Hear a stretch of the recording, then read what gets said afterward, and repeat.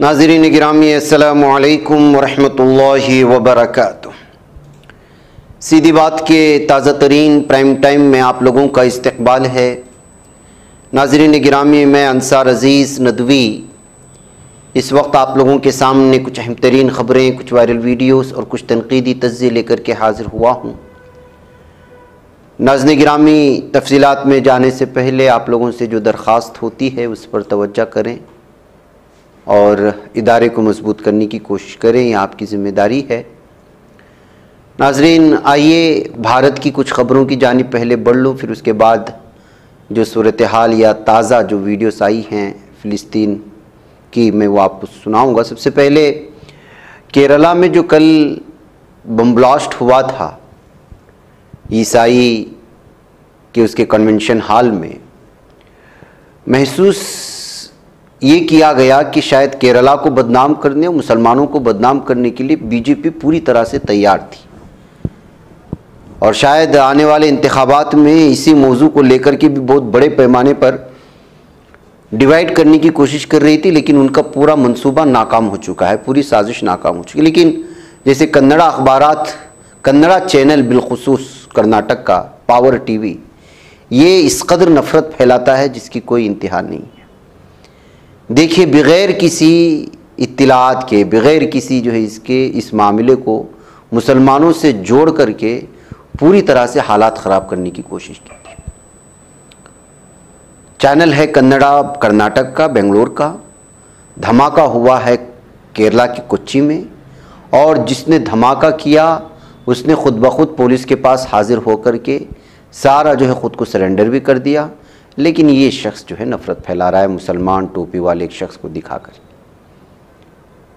चूँकि बेंगलुरु है और चूँकि इस वक्त हालात है, इस वक्त कांग्रेस हुकूमत से पुरजोर मुतालबा करना चाहिए कि मुतल्लिका चैनल के ख़िलाफ़ माहौल को बिगाड़ने और बदनाम करने के सिलसिले में सख्त से सख्त कार्रवाई की जाए। जो यहाँ की तंजीमें हैं उनको इस सिलसिले में बहुत ही ज़्यादा जो है इस सिलसिले में संजीदा होना चाहिए। एक ये बात, और दूसरी बात ये है कि भास्कर राव साहब को आप जानते हैं, साबिक़ ऑफिसर।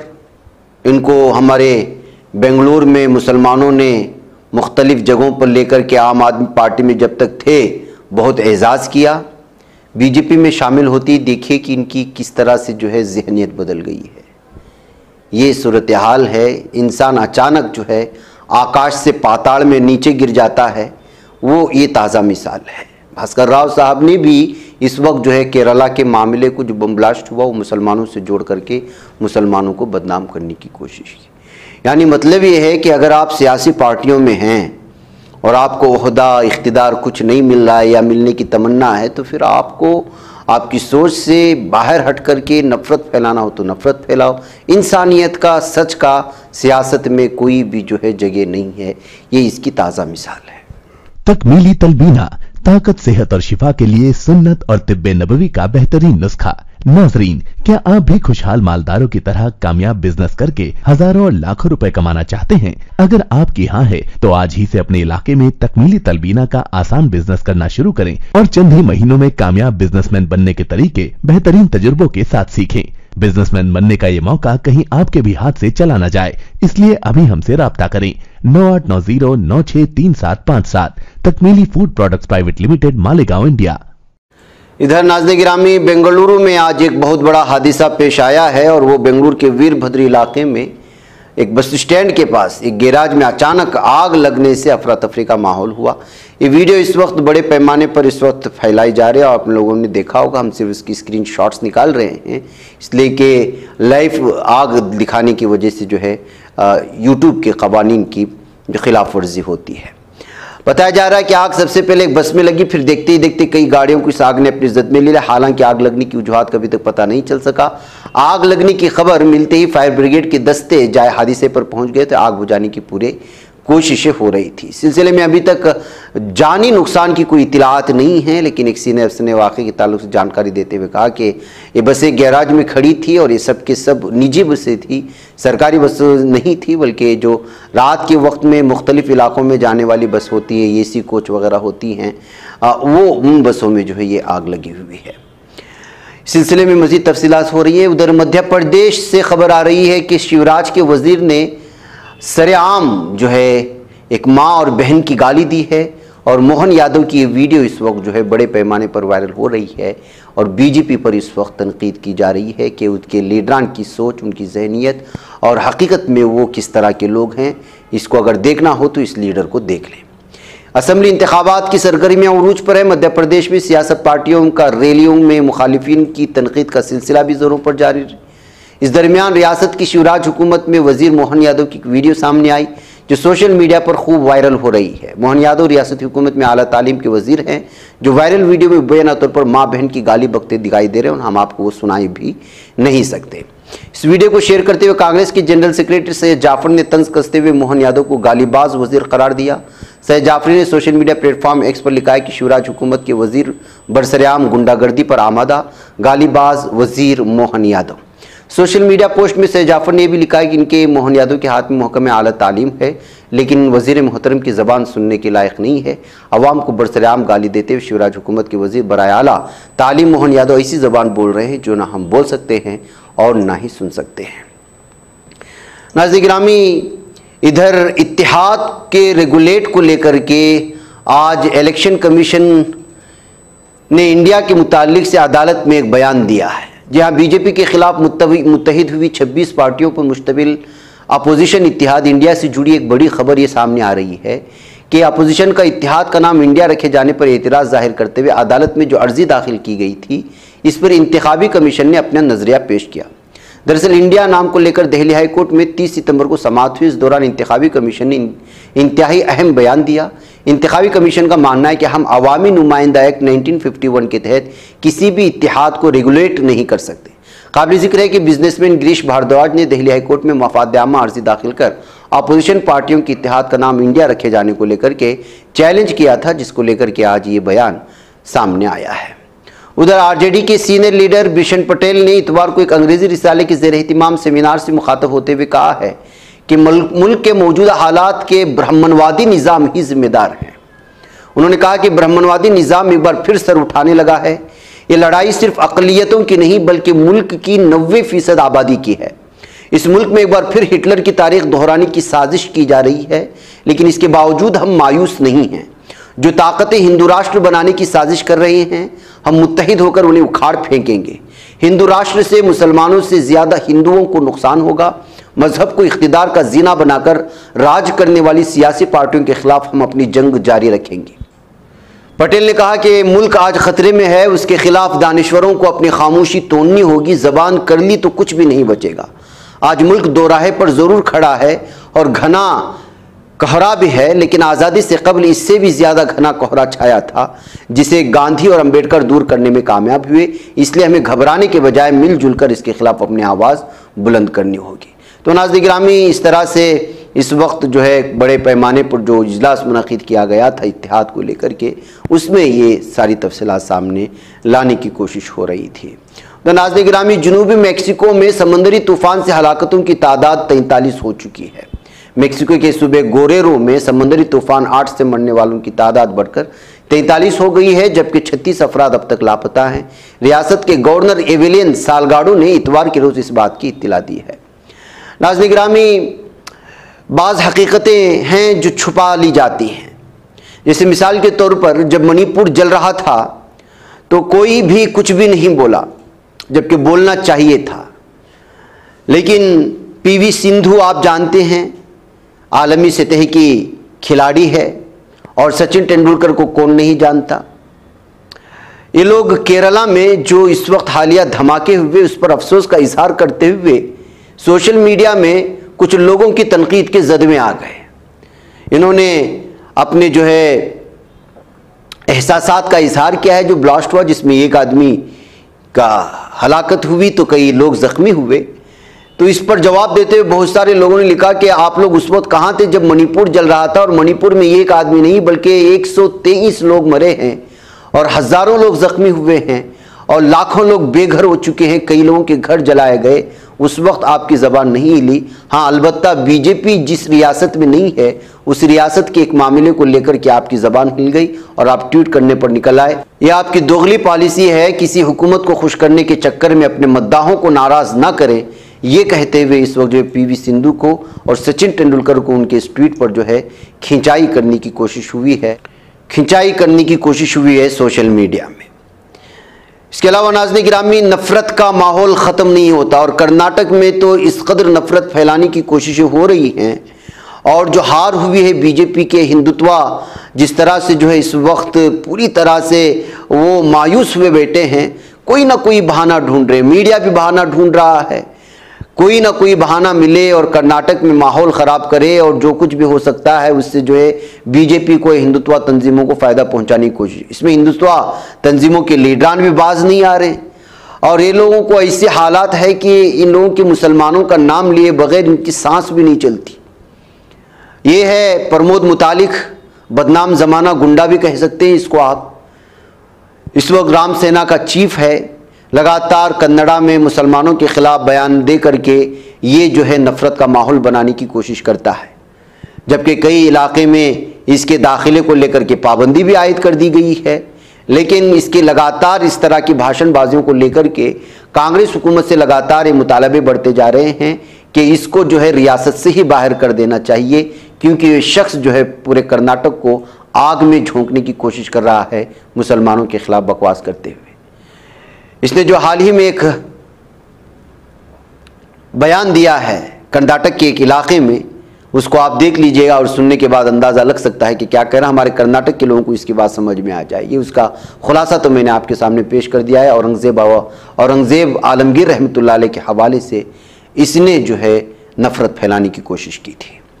हिंदू द्रोही, देवस्थान द्रोही, ಹಿಂದೂ ಹೆಣ್ಣುಮಕ್ಕಳನ್ನ ಅತ್ಯಾಚಾರ ಮಾಡುವಂತಹ ದ್ರೋಹಿಯನ್ನ ಇವತ್ತಿ ದೇಶದ ಮುಸ್ಲಿಮರು ಔರಂಗಜೇಬ್ ಹಮಾರ ಹೀರೋ ಹೈ ಎದೆ ತಟ್ಟಿ ಹೇಳ್ತಾ ಇದ್ದಾರೆ ಅಂತ ಮುಸ್ಲಿಮರನ್ನು ಇಲ್ಲಿ ತನಕ ಖಂಡಿಸಿಲ್ಲ, ವಿರೋಧ ಮಾಡಿಲ್ಲ, ತಪ್ಪು ಅಂತ ಹೇಳಿಲ್ಲ, ಅವ್ರ ಮೇಲೆ ಕೇಸ್ ಹಾಕಿಲ್ಲ, ಅವ್ರ ಮೇಲೆ ಜೈಲು ಹಾಕಿಲ್ಲ.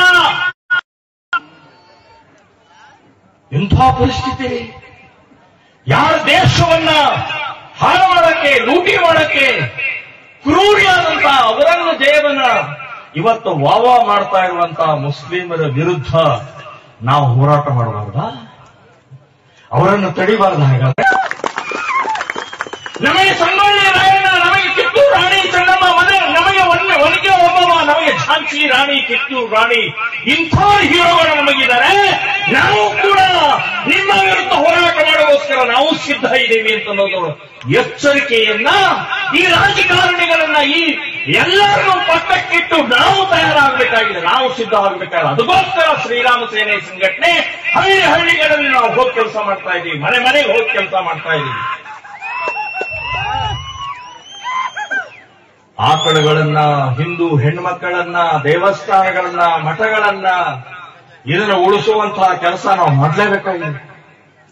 ನಮ್ಮ ದೇಶದಲ್ಲಿ ಮಿಲಿಟರಿ, ನಮ್ಮ ದೇಶದಲ್ಲಿ ಪೊಲೀಸ್ ಡಿಪಾರ್ಟ್ಮೆಂಟ್, ಇವರಿಬ್ಬರು ಸೇರಿ ಎಷ್ಟು ಜನ ಇದ್ದಾರೆ ಗೊತ್ತಾ? 50 ಲಕ್ಷ ಜನ ಇದ್ದಾರೆ. ಮಿಲಿಟರಿ ಮತ್ತು ಪೊಲೀಸರು ಸೇರಿಸಿದ್ರೆ 50 ಲಕ್ಷ ಜನ. ನಾವು ಹಿಂದೂಗಳು 100 ಕೋಟಿ ಜನ ಇದ್ದೀವಿ. 100 ಕೋಟಿ ಜನಕ್ಕೆ ರಕ್ಷಣೆ ಮಾಡುವಂತಹದ್ದು ಪೊಲೀಸರಿಂದ ಸಾಧ್ಯ ಇಲ್ಲ, ಮಿಲಿಟರಿಯಿಂದಲೂ ಸಾಧ್ಯ ಇಲ್ಲ. ನಮ್ಮ ರಕ್ಷಣೆ ನಾವೇ ಮಾಡ್ಕೊಳ್ಬೇಕಾಗಿದೆ. ನಮ್ಮ ಮನೆಯ ರಕ್ಷಣೆ, ನಮ್ಮ ಅಕ್ಕ ತಂಗಿಯ ರಕ್ಷಣೆ, ನಮ್ಮ ದೇವಸ್ಥಾನದ ರಕ್ಷಣೆ, ನಮ್ಮ ಗ್ರಾಮದ ರಕ್ಷಣೆ, ನಮ್ಮ ದೇಶದ ರಕ್ಷಣೆಯನ್ನ ಈ ದೇಶದಲ್ಲಿ ಹುಟ್ಟಿದಂತಹ ಪ್ರತಿಯೊಬ್ಬ ಹಿಂದುವಿನ ಕರ್ತವ್ಯ ಅಂತ ಹೇಳಿ ನಾವು ಮಾಡಬೇಕಾಗಿದೆ ಅಂತ ಅನ್ನೋದು ನೆನಪಿಟ್ಕೊಳ್ಳಿ. ಅದಕ್ಕೆ ರೀತಿಯ ಹೋರಾಟದಿಂದ ನಮ್ಮ ದೇಶ, ಧರ್ಮ, ಸಂಸ್ಕೃತಿ ಉಳಿಸ್ತೇವೆ ಅಂತ ಅನ್ನುವಂತಹದ್ದು ಯೋಚನೆ ಮಾಡಬೇಕಾಗಿದೆ. ಆಗ್ತಾ ಇಲ್ಲ. ಇವತ್ತು ನೀನ್ ಯಾರು? ನಾನು ಲಿಂಗಾಯತರಿ. ನೀನ್ ಯಾರು? ನಾನು ಕುರುಬರಿ. ನೀನ್ ಯಾರು? ನಾನು ಬ್ರಾಹ್ಮಣರಿ. ನಾನ್ ನಾಯಕರಿ. ನಾನ್ ದಲಿತರಿ. ಇದನ್ನು ನಡೆಯೋದಿಲ್ಲ. ಏನೇನುವಂತಹ ಗಂಡುಗಳಿಗೆ ಬೇಕಾಗಿದೆ. ಹಿಂದೂ ಜಾತಿ ಉಳಿಬೇಕು, ಸಂಪ್ರದಾಯ ಉಳಿಬೇಕು ಅಂತಂದ್ರೆ ಹಿಂದೂ ಅಂತ ಹೇಳಿದ್ರೆ ಮಾತ್ರ ಉಳಿತಾರೆ ಅಂತ ನೆನಪಿಟ್ಟು, ಇಲ್ಲಾದ್ರೆ ಆರ್ಸಿ ಆರ್ಸಿ ಆರ್ಸಿ. ಇದು ಆದರ್ಶ, ಇದು ಇವತ್ತು ಹಳ್ಳಿಗಳಲ್ಲಿ ಆದರ್ಶ ಅಂತ ಹೇಳ್ತೀನಿ ನಾನು. ಮಾಡಿ ತೋರಿಸಿದ್ರು, ಅಲಂಕಾರ ಮಾಡಿದ್ರು. ನನಗೆ ಅಲ್ಲಿ ಒಂದು 15 ಕಿಲೋಮೀಟರ್ದಿಂದನೇ ಬೈಕುಗಳ. ಸೊ ಹಿಂದೂ ಸಂಘಟನೆಗೆ ಬೆಂಬಲ ಹ್ಯಾಕ್ ಕೊಡಬೇಕು ಅಂತ ಹೇಳಿ ಎಕ್ಕಂಚಿಯ ಮತ್ತು ಹಿರಿಯರು, ಯುವಕರು ಆದರ್ಶ ತೋರಿಸಿದ್ದಾರೆ, ಮಹಿಳೆಯರು ಆದರ್ಶವಾಗಿ ತೋರಿಸಿದ್ದಾರೆ. ಇದೇ ಮಾದರಿಯಲ್ಲಿ ನಾನು ಹೇಳೋದು, ಎಲ್ಲ ಹಿಂದೂ ಸಂಘಟನೆಗಳಿಗೆ ಸಪೋರ್ಟ್ ಕೊಡಬೇಕು. ತನು ಮನ ಧನದಿಂದ ಕೊಡಬೇಕು. 45 ವರ್ಷ ಆಯ್ತು ನನ್ನ ಮನೆ ಬಿಟ್ಟು, ವಾಪಸ್ ಮನೆಗೆ ಹೋಗ್ಲಿಲ್ಲ. ಮದುವೆ ಮಾಡ್ಕೊಂಡು ಮದುವೆ ಆಗೋದಿಲ್ಲ, ನಾನು ನಿಮ್ಮ ರೀತಿಯ ಆದರ್ಶವಾಗಿ ನಾನು ಹೋಗ್ತೇನೆ ಅಂತ ಹೇಳಿ ಇವತ್ತು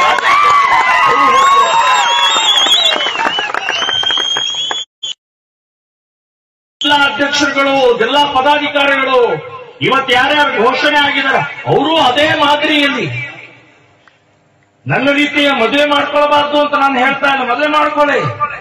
ಆದರೆ ದೇಶಕ್ಕಾಗಿ ನನ್ನ ಕಾರ್ಯ, ನನ್ನ ಏನ್ ಕೆಲಸ ಅಂತ ಅನ್ನುವಂಥ ಟಿಪ್ಪು ಸುಲ್ತಾನ್ ಅಂತ ಹೇಳಿ ನಮ್ಮ ಮಕ್ಕಳುಗಳ ನಾಶ ಆಗ್ತಾ ಇದೆ. ನಮ್ಮ ಹಿಂದೂ ಹೆಣ್ಣು ಮಕ್ಕಳನ್ನು ಲವ್ ಜಿಹಾದ್ದಲ್ಲಿ ತೊಡಗಿಸ್ತಾ ಇರುವಂತಹ ಯಾರ್ಯಾರು ಗೋಹಂತ ಕರೀತಾರೆ, ಲವ್ ಜಿಹಾದ್ ಮಾಡ್ತಾ ಇದ್ದಾರೆ.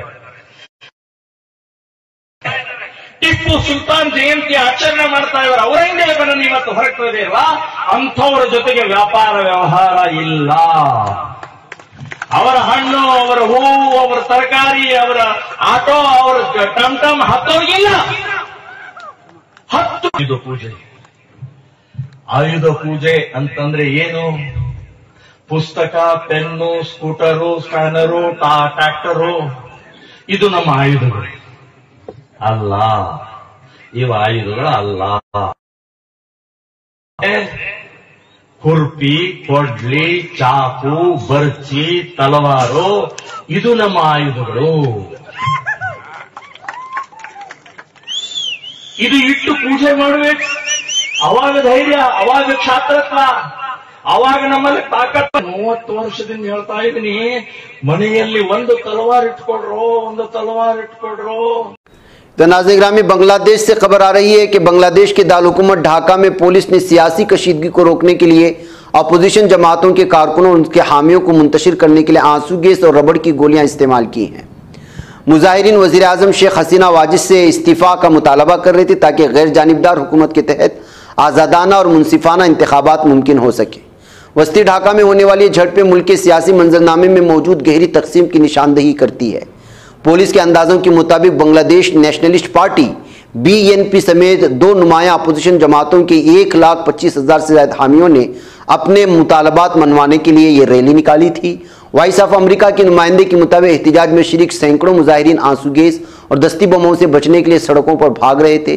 पुलिस की तरफ से जब आंसू गैस और रबड़ की गोलियां चलाई गई तो जवाब में मुजाहिरीन ने भी पुलिस पर जवाबी पथराव किया था। कई मुजाहिरीन को ईंटें भी फोर्सेस के एहलकारों पर फेंकते हुए देखा गया। बहरकैफ नाज़रीन गिरामी, इस वक्त जो है बांग्लादेश में इलेक्शंस होने वाले हैं और आपको मालूम होना चाहिए कि वहाँ की वज़ीर आज़म शेख हसीना को लेकर के किस किस तरह के उस पर इल्ज़ामात लगते हैं और मुख्तलिफ़ किस्म के बदउनवानियों की भी इल्ज़ामात उस पर हैं और इस्लाम पसंद तहरीक से वाबस्ता लीडरान को फांसी चढ़ाने में सबसे ज़्यादा बदनाम है हसीना। नाज़रीन गिरामी, चलते चलते आइए कुछ हमास की जो ताज़ा तरीन कुछ तफसीलात आ रही हैं वो मैं आपके सामने रखते हुए आपसे रुखसती चाहूँ। अक़वाम मुत्तहिदा के सेक्रेटरी जनरल एंटोनियो गुटेरेस ने गज़ा में हो रही तबाही पर ख़बरदार करते हुए कहा है कि सबकी आंखों के सामने एक इंसानी तबाही हो रही है और हफ्ते की रात को होने वाली शदीद बमबारी ने गज़ा को तबाह कर दिया है, उसे बैरूनी दुनिया से तकरीबन अलग थलग कर दिया गया है। अक़वाम मुत्तहिदा की जनरल असम्बली ने 14 के मुकाबले 120 वोटों के करारदाद मंजूरी की, जिसमें गज़ा में फौरी तवील मुद्दती और पायदार इंसानी बुनियादों पर जंगबंदी का मुतालबा किया गया। लेकिन लड़ाई रोकने के लिए ज़बरदस्त हिमायत के बावजूद उससे गज़ा की सूरत हाल में कोई ख़ास फ़र्क नहीं पड़ा और इसराइली फ़ौज कार्रवाई फ़ैसला कुन मरहले में दाखिल हो चुकी है। ये कहते हुए अक़वाम मुत्तहिदा के सेक्रेटरी ने इस वक्त गज़ा में जो तबाही हो रही है उसको दुनिया के सामने लाने की कोशिश की। वहीं नाज़रीन गिरामी, बरतानिया फ़िलिस्तीनियों की हिमायत में बड़ी मुजाहिरों के बाद पुलिस का स्कूलों के गिर्द घेरा तंग होता जा रहा है। जगह जगह पुलिस तैनात कर दी जा रही हैं। आप कल और परसों से देख रहे होंगे कि किस तरह बड़े पैमाने पर यहाँ पर एहतजाजात हो रहे हैं। लंदन की सारी सड़कें भर रही हैं, सारे पुल भरते हुए जा रहे हैं और इसराइल के खिलाफ, जालिम इसराइल के खिलाफ लगातार गुस्सा बढ़ता जा रहा है, जिसको लेकर कि स्कूल और उसके आसपास में इस वक्त लगातार जो है यहाँ की पुलिस अपनी हिफाजती जो है इसमें उसको घेराव में ले रही है। इधर शाम की जानिब से मुबैना तौर पर रॉकेट दागे जाने के बाद इसराइल ने लगातार शाम की जुनूबी सूबे दरआ के कई इलाकों को मिसाइल से हमला किया है। नाज़रीन गिरामी, आप अंदाज़ा लगाएं, एक तरफ ये इसराइल जो है लबनान में जो है वो वहाँ पर हमले कर रहा है, इधर शाम में हमले कर रहा है और इन दोनों हमलों के दरमियान में जो है गज़ा की पट्टी में अंधेरा करके वहाँ भी तबाही मचा रहा है और लगातार इसकी ये गुंडागर्दी, इसकी ये दहशतगर्दी मुस्लिम ममालिक को तबाह करती जा रही है और अफसोस का मकाम ये है कि जो है इसको कोई रोकने वाला नहीं है। Syrian observatory for human rights ने दरा के दही इलाकों पर इसराइली मिसाइल हमलों की तस्दीक की है, जहाँ से इसराइल के ज़ेर कब्ज़ा गोलान के पहाड़ियों पर रॉकेट दागे गए थे। इसके अलावा नाज़रीन गिरामी, जो ताज़ा तस्वीरें इस वक्त आ रही हैं वो उसका आप इस तस्वीर से अंदाज़ा लगा सकते हैं कि क्या सूरत हाल है। पाकिस्तान 1000 डॉक्टरों को इस वक्त जो है गज़ा की पट्टी फ़िलिस्तीनियों की जो है इलाज व मुआलजे के लिए भेजने का फ़ैसला किया है। इस तरह कुछ ज़राए के ज़रिए से ख़बरें इस वक्त हमारे सामने आ रही हैं। वहीं पर एक तस्वीर सामने आई, एक तरफ माँ की लाश रखी हुई है तो दूसरी जानिब बेटी की। इसके अलावा नाज़रीन गिरामी, इस दरमियान में आप लोगों ने सुना था कि वहाँ के वालिदैन अपने अपने बच्चों के हाथों पर नाम लिख रहे हैं ताकि जब बमबारी हो और फिर उनके बच्चों को पहचानने में आसानी हो। ऐसी ही एक ताज़ा मिसाल इस वक्त इस हाथ को देख कर के आप अंदाज़ा लगा सकते हैं कि एक मासूम बच्चे के हाथ में किस तरह उसका नाम लिखा गया था और उस नाम को देखने के बाद ही पता चला कि वो बच्चा कौन है। तो नाज़रीन गिरामी, क्या सूरत हाल है। मरने से पहले ही मरने का पता चल जाता है, ऐसी बात आप कह सकते हैं यहाँ पर कि जब पता है कि हम और उनके पास ऑप्शंस भी हैं कि हम दूसरी कहीं और इलाके में जा कर के रहें, लेकिन जो है यहाँ की आवाम की, यहाँ के मुसलमानों की ईमान को वाकई में जो है वो हम लोगों के मुकाबले में कई दर्जा बेहतर है कि अपने बच्चों को, अपने ख़वातीन, यहाँ तक कि छोटे छोटे बच्चों में जो जिहाद का जज्बा है और शहीद होने का जो जज्बा है वो इन तस्वीर से हम देख सकते हैं। मरने से पहले अपने हाथों में नाम लिख कर के जा रहे हैं कि अगर हम मर गए, अगर बमबारी में हम शहीद हो गए तो हमारे हाथों में लिखे हुए नामों से हमें पहचानना और हमारे कोई वरसा हैं तो उन तक पहुंचाना, नहीं तो फिर आप हमें दफना देना।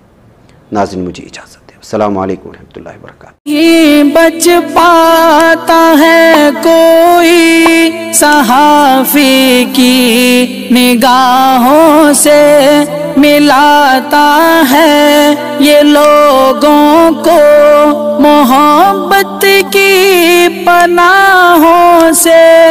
करम और दर्द मंदी का है एक संसार, सीधी बात। अज़ीमत जुर्अतो हिम्मत का है इज़हार, सीधी बात। अज़ीमत जुर्अतो हिम्मत का है इज़हार, सीधी बात। ये चैनल हक निगर बनकर कुचल देता है फितनों को।